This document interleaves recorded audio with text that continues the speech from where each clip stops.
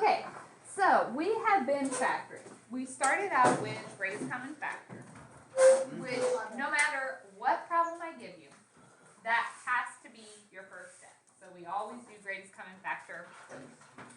Then we had difference of squares. When we had two perfect squares with a subtraction in between, we were able to factor those. Then we got into trinomials. Trinomial means how many terms? 3. When it had those 3 terms, we were factoring using the slip and slide. Today, we are going to look at polynomials that have 4 terms and talk about our strategies there. So, when we have 4 terms, we are going to group the first 2 and the last 2 together. So, you know it's okay to add parentheses as long as you do it after a plus sign. We can't put a parenthesis after a negative. So we are going to make 2 groups here. Then I am going to factor each of these groups. So my first group, I have x cubed plus 7x squared. What can we take out of those? What's the greatest common factor of that? X to the second. If you take that out, you had 3 x's, you took out 2, you're left with 1. 7x squared, you took out the x squared, we have a 7. There's a plus in the middle. And now we're going to factor the second set of parentheses. So, what is the greatest common factor of the 2x plus 4? 2. And when you factor that out, you're left with, okay, grouping doesn't work on just any set of 4 terms. However, if once you do this greatest common factor, they parentheses match, then grouping is going to work. So now essentially what we have is 2 terms. This is a term and this is a term. They both have the same parenthesis. They both have the x plus 7. So we are going to factor out the x plus 7. We're only writing that one time. And then it's going to be times. So in the first group, if you took out the x plus 7, you're just left with the x to the second. We had a plus in the middle. In the second group, we took out the x plus 7, so it has a 2. And just like any factoring problem, we could always multiply everything out to check it. We did. We have x cubed plus 2x plus 7x squared plus 14. You can reorder those terms. Isn't that the same as what we started with? Yeah. So we can check it like that. When you write your factored form, does it matter which parenthesis is in front? No. So it doesn't matter if you flip those. I don't care which one gets written first as long as you have both of them.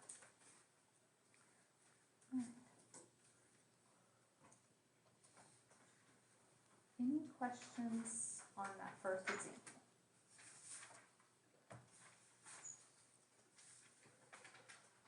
So this is what we are practicing today. What's wrong with it? No, I can't find it. Oh, I found it. So now let's try one. So first we should still check, is there a greatest common factor with all 4? No. There could be, but we don't have anything in common. So we group. We put the first 2 in a parenthesis. We leave the plus sign in the middle, and we put the second 2 in a parenthesis. And now we're doing greatest common factor. In the first parenthesis, what is the greatest common factor? X to the second. If you take that out, we have what left? X plus 4. Plus, in the second parenthesis, what do they both have? 8. If you take that out, we get, you know it works if these parentheses match. If they don't, then either the polynomial can't be factored. What do we call it if it can't be factored? Prime. Or you've made a mistake. Since they match, you are factoring that out, or we just write it one time. And our second parenthesis is what's going to be left. If I take out the x plus 4, what are we left with?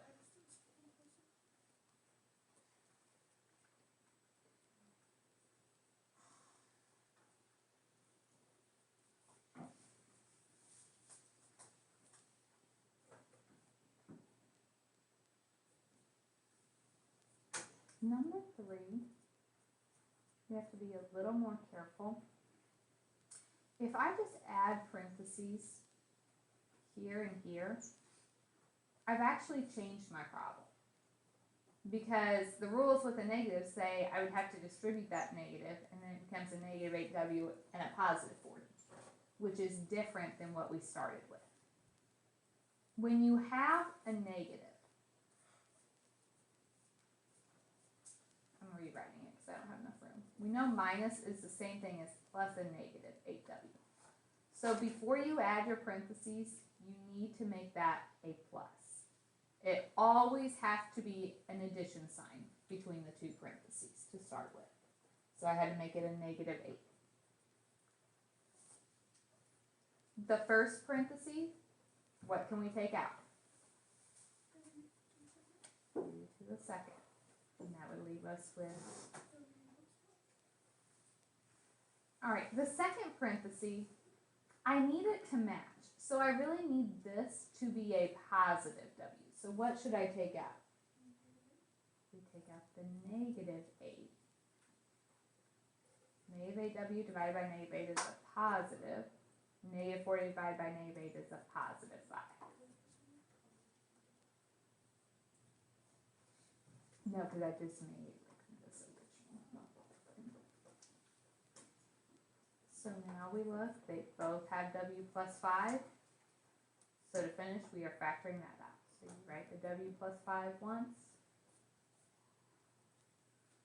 and we are left with w squared minus 8.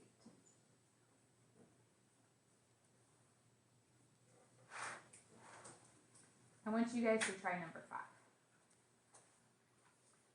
So I need my two parentheses. I have to rewrite this as plus a negative 2p squared. So then the first 2 and the second 2. So p to the 5th and 6p to the 3rd. I can take out a p to the 3rd. That leaves us with p squared minus 6. The second one, what if you just took out a 2? If you divided by 2, you would have negative p squared plus 6. Do these parentheses match? No. So that tells me I would have to do something else. How do I fix it? Negative 2. So you'll know if you need to pull out a negative by the fact that they don't match. So instead we'll take out negative 2. So then that would be a positive p squared. 12 divided by negative 2 is negative 6. Now those parentheses are the same, so now we can take out that p squared minus 6. And then what are you left with? Okay.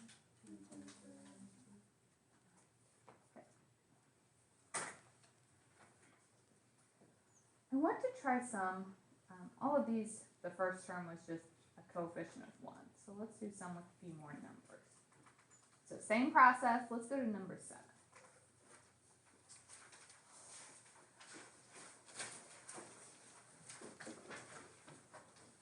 So if I put the first 2 together and the second 2, it's already a plus, so we don't have to worry. We need the greatest common factor in the first parenthesis. Okay, if we take that out, 3x cubed, if we take out 3x in the second, that leaves us with an x, minus 21 divided by 3 is 7, and we took out all those x's.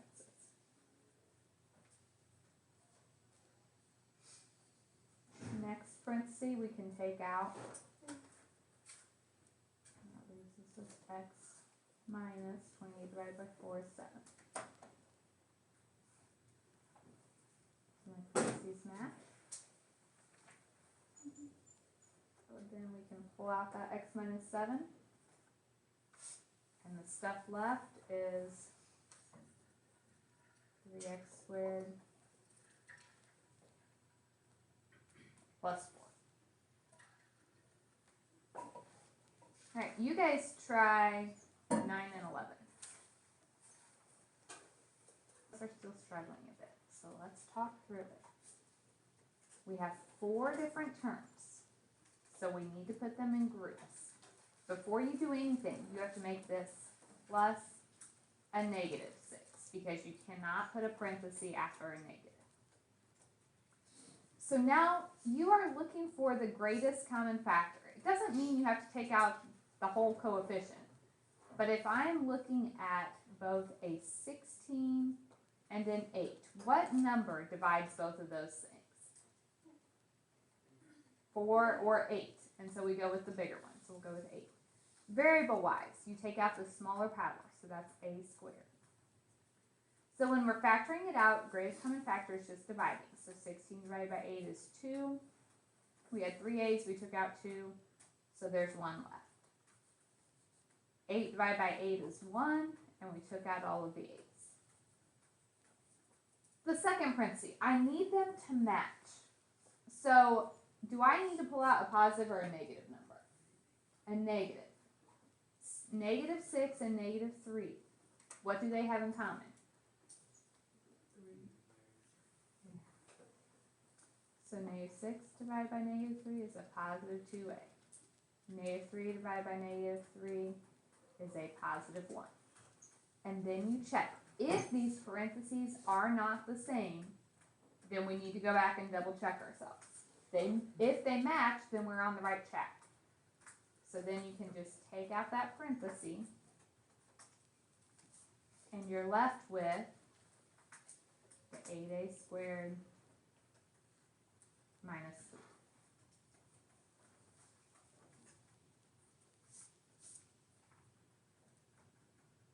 So problem 11.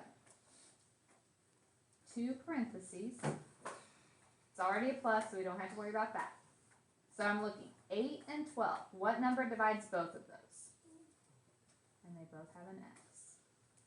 So 8 divided by 4 is 2. We had 2 x's. We took 1 out. So 1 remains. 12 divided by 4 is 3. And we still have that x. Plus, in the second parenthesis, they both have y. So 2xy divided by y is just 2x. 3y divided by y is 3. So we check. Parentheses are the same. So we pull that out. 2x plus 3. And we are left with 4x plus y.